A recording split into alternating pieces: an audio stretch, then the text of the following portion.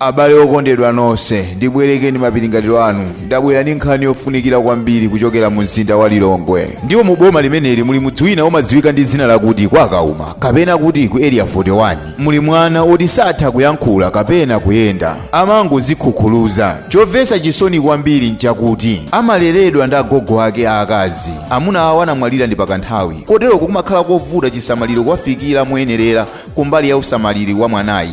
Funso nkumanena kuti kodi mwana ameneyi alibe mayi ake kapena atate ake? Ndi nkhani yayitali, koma kutengera ndi mmene adafotokozera agogo ake, adafotokoza kuti amayi ake anakasiya kamwanaka kali kaphiyu kali kachichepere, ndipo iwo anapita ku banja. Akuti amabwera pakatenga nthawi kuzamuona mwanayi, koma sizoti amabweretsa chisamaliro china chilichonse, chifukwa chisamalirocho chimachokera mwa agogo ake okhawa basi. Agogo akewa ndi Florida Sabango, ndi ochokera ku Nkhoma, koma kwa pano ali mu msumba wa kwa Kauma. Zina la deralo ndi CCTC pafupi ndi mzikiti. Titayankhulisana nawo ife avilakasi mkango wa ku India. Ndipo pali video ina yayitali yomwe yaponyedwa makaunti athu onse. Chifukwa chakutalika kwa video imeneyo, amalawi ambiri ayipanga skipi kani sinaoneredwe ndi anthu ochuluka. Kanema amene mukuonera msiku la lero ndi Ben Vesini, kanema weniweni ali m'makaunti mwathu momwemo. Ngati mukudya bwinobwino, yamikirani Mulungu. Ngati mumakwanisa kusangalala ndi chuma chanu, kondwerani kuti muli ndi china chilichonse choziyenereza. Koma ena ake akusowekera thandizo la anthu amene muli ndi kuthekera. Izi sitikupanga ngati content creator, koma tiyeni tikumbukireni anzathu amene ali ndi ulumali. Lunga ndikubadwa koma chilema chichita kuza usana. Kumbukirani izi, dzanja lopereka limadalisika kuposa dzanja lolandira. Chitirani ena zabwino kopanda kuyembekezera kulandira kena kake. Chomwe lachita dzanja lamanja, dzanja lamanzere silikuyenera kuziwa. Pali anthu ena akufunikira mathandizo anu, ndipo Mulungu sangayendere ndi kuwapasa pamaso ndi pamaso, koma kuyenera kuzera mwa anthu ake inuyo. Chonde